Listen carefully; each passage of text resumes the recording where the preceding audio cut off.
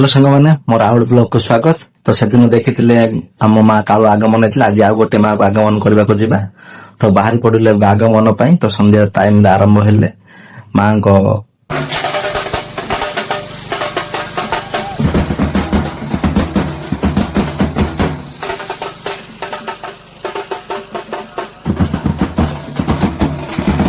वर्तमान आसी माँ बुढ़ी ठाकुराणी मंदिर को पहुंची गलु। तो यहीटा हूँ आम राणव माँ बुढ़ी ठाकुराणी मंदिर बा ग्राम देवती मंदिर। वर्तमान पूजारी मैंने प्रस्तुत करने लगी माँ का आगमन पर।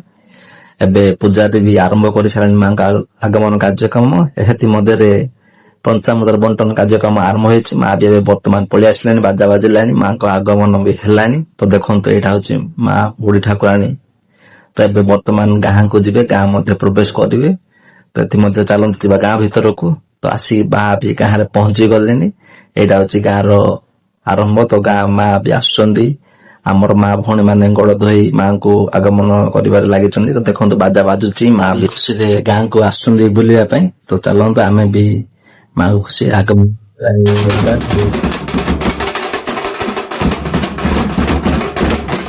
गाँ परिभ्रमण लगी समस्ते। तो एपटे देखो विभिन्न पटुआ धरी माँ भी चलुंट अस्थायी मंडप को। अस्थायी मंडप आसी पहुंची गले। अस्थायी मंडप 3 दिन पूजा पाइबे दशहरा पर्यंत। दशहरा पर दिन माँ फेरी पुणी निज शाशु घर को। तो देखो ये हूँ आम माँ। तो आज ये लाइक करूँ, सब्सक्राइब